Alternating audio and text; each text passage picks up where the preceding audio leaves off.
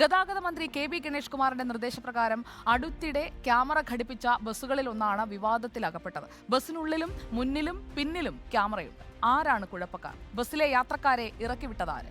ബസ്സും മേയറുടെ കാറും എത്ര നേരം ഒരുമിച്ചോടി? ഡ്രൈവർ അശ്ലീലാംഗ്യം കാണിച്ചിരുന്നു.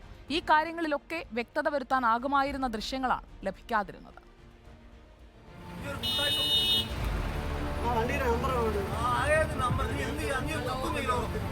ശനിയാഴ്ച പ്ലാമൂട് PMG റോഡിൽ രാത്രി 10:30 സംഭവം. യാത്രക്കാരെ ഇറക്കാനായി ബസ് നിർത്തിയപ്പോൾ മേയർ സഞ്ചരിച്ച കാർ ബസ്സിന് മുമ്പിൽ കുറുകെയിട്ട് യാത്ര തടസ്സപ്പെടുത്തുകയായിരുന്നു. പട്ടത്ത് നിന്ന് പാളയം വരെ KSRTC ഡ്രൈവർ കാറിന് സൈഡ് നിന്നില്ലെന്നും അസഭ്യമായ രീതിയിൽ ലൈംഗിക ചുവയോടുകൂടി ആംഗ്യം കാണിച്ചെന്നും അത് ചോദ്യം ചെയ്യാനാണ് ബസിന്റെ മുമ്പിൽ തടസ്സം സൃഷ്ടിച്ചതെന്നുമാണ് മേയർ പറയുന്നത്. കാറിൽ മേയർക്കൊപ്പമുണ്ടായിരുന്ന ഭർത്താവ് സച്ചിൻ ദേവ് MLA ബസ്സിൽ കയറി തന്നെ ഭീഷണിപ്പെടുത്തിയതായും യാത്രക്കാരെ ഇറക്കിവിടാൻ ശ്രമിച്ചതായും ഡ്രൈവർ പറയുന്നു.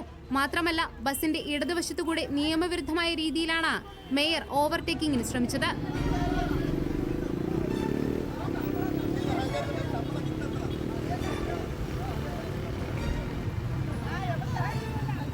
മേയർ ആര്യ രാജേന്ദ്രനും KSRTC ഡ്രൈവർ യദുവും തമ്മിലുണ്ടായ തർക്കം കൂടുതൽ ചർച്ചയായതിനു പിന്നാലെയാണ് KSRTC സൂപ്പർഫാസ്റ്റിലെ ക്യാമറ ദൃശ്യങ്ങൾ പോലീസ് പരിശോധിച്ചത്.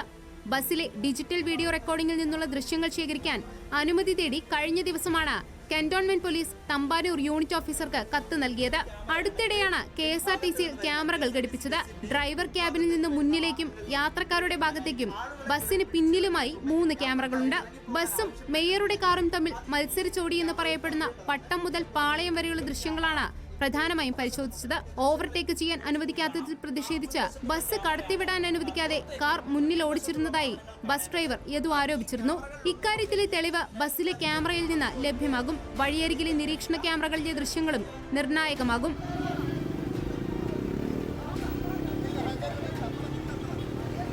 വിവാദം കടുക്കുമ്പോഴും ബസ്സിലെ ക്യാമറയെക്കുറിച്ച് KSRTC മൗനം പാലിച്ചതിൽ ദുരൂഹതയുണ്ട്. കൂടാതെ KSRTC അധികൃതർ നടത്തിയ അന്വേഷണത്തിൽ സ്വന്തം ബസ്സിലെ ക്യാമറ ദൃശ്യങ്ങൾ ഒഴിവാക്കിയെന്ന ആക്ഷേപവുമുണ്ട്. KSRTC ബസ്സിനെതിരെ കയ്യേറ്റമോ യാത്ര തടസ്സപ്പെടുത്തലോ സംഭവിച്ചാൽ സാധാരണഗതിയിൽ കോർപ്പറേഷൻ അധികൃതർ പോലീസിൽ പരാതി നൽകുകയും കുറ്റവാളികൾക്കെതിരെ നിയമ നടപടിയിലേക്ക് നീങ്ങുകയുമാണ് ചെയ്യാറുള്ളത്. എന്നാൽ ഈ പ്രശ്നത്തിൽ പ്രതികൾ മേയറും MLAയുമാണെന്ന് അറിഞ്ഞതോടെ പോലീസിൽ പരാതി നൽകേണ്ടെന്ന് തീരുമാനിക്കുകയായിരുന്നു KSRTC.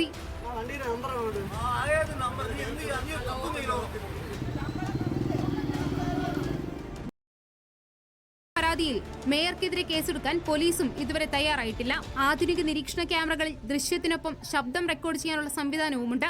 ശബ്ദരേഖ കൂടി ലഭിച്ചാൽ മേയർ ഡ്രൈവർ തർക്കത്തിൽ കൂടുതൽ വ്യക്തത വരുമെന്നാണ് പോലീസ് പ്രതീക്ഷ. News desk reporter.